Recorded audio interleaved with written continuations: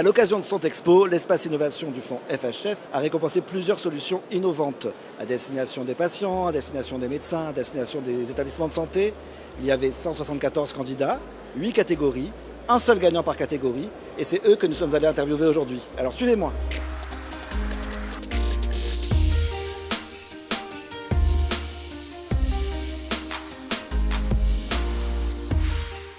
Vous avez gagné le prix d'innovation. Oui, on est lauréat. Alors Auto, c'est un fauteuil cocon qui permet aux personnes autistes d'avoir des compressions sur le corps.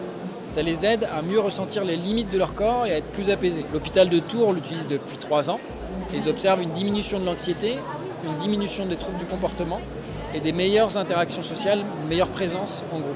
Et du coup, on le vend, nous, majoritairement aux établissements de santé et médico-sociaux. Et on a également une part de vente qui sont dans les lieux qui se veulent plus accessibles pour les personnes autistes, entreprises ou musées.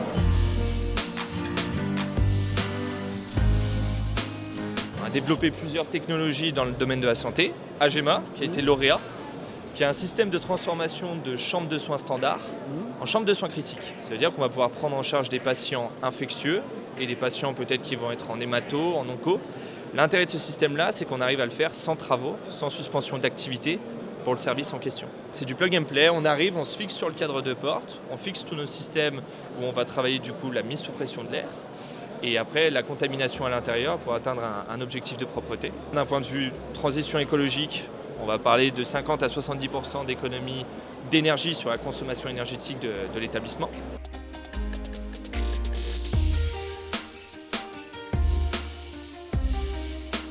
Nous, on travaille sur les parcours d'assistance médicale à la procréation. Et en fait, on travaille à améliorer globalement le parcours de soins, d'une part, c'est-à-dire faire gagner du temps aux médecins qui sont sur ce parcours-là, améliorer l'expérience patient. Et ensuite, en R&D, on développe des IA pour personnaliser les traitements et améliorer les taux de succès associés à ces parcours de soins. L'enjeu, c'est notamment d'automatiser toute la partie charge administrative et documentaire, de pouvoir programmer en fonction du parcours de soins, d'aller requêter automatiquement auprès du patient et ensuite de dire, avant tel rendez-vous, il faut avoir rempli telle et telle donnée, tel et tel document. Il y a une partie prescription partagée qui va permettre aussi de diminuer les erreurs qui sont associées au parcours de PMA. Et enfin, il y a une partie formation et éducation thérapeutique. Certipair, c'est une base collaborative de questionnaires et de conseils médicaux, donc rédigés par les utilisateurs de la solution, à savoir les professionnels de santé. Et ce contenu est utilisé pour envoyer des parcours informationnels aux patients à l'issue d'une consultation et de manière étalée dans le temps. Donc l'objectif, c'est d'aider le patient à mieux mémoriser l'information, à mieux respecter les recommandations que le médecin lui a données. Donc vous allez envoyer un SMS, n'oubliez pas de prendre vos médicaments, n'oubliez pas de boire, il faut aller marcher une demi-heure. C'est ça, exactement. Oui. Ouais.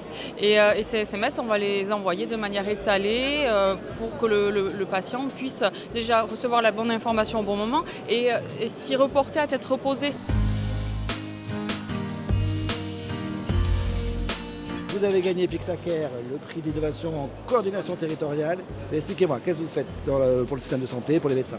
Alors Pixacare, c'est une application mobile qui permet aux médecins et aux infirmiers de suivre l'évolution des cicatrices. Donc les patients qui portent des plaies, notamment des plaies chroniques, escarres, ulcères de jambes, vont être suivis avec notre solution qui permet de prendre les plaies en photo et avec des algorithmes d'analyser la taille et le contenu de la plaie et de permettre à différents acteurs, dans l'hôpital ou à domicile, de suivre cette évolution de manière collaborative et structurée. Ah, donc vous envoyez la photo, le patient se prend en photo tout seul chez lui, ça analyse et ça envoie les données au médecin et tout ça. Le plus souvent, c'est l'infirmier quand il passe au domicile du patient et qui change le pansement, qui prend la photo et le médecin à distance, à l'hôpital par exemple, voit l'évolution de la plaie et peut donner des conseils, communiquer, décider d'une réhospitalisation ou au contraire laisser le patient à domicile si tout se passe bien. On a déjà des chiffres qui démontrent qu'on diminue par 2 le nombre de consultations et qu'on diminue d'1 tiers le coût de prise en charge d'une plaie chronique lors du retour à domicile.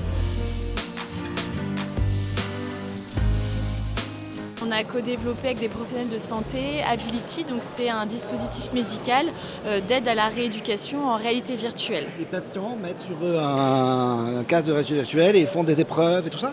C'est ça, donc en fait c'est de mettre en mouvement le patient, c'est pour revenir faire de la rééducation motrice pour des patients qui ont des séquelles, donc après un accident, AVC, traumatisme, c'est assez varié. Et donc le patient met le casque et il est immergé dans des exercices thérapeutiques sous forme de jeu. Ça va être les kinésithérapeutes, les ergothérapeutes, mais également des enseignants en activité physique adaptée, des psychomotriciens et donc en structure, donc des services SMR, des structures SMR et les libéraux. Si je veux travailler par exemple le membre supérieur, je vais avoir ces 2 exercices-là, je les sélectionne, donc là je crée une séance et ensuite je viens paramétrer pour adapter la séance aux capacités, aux objectifs de mon patient.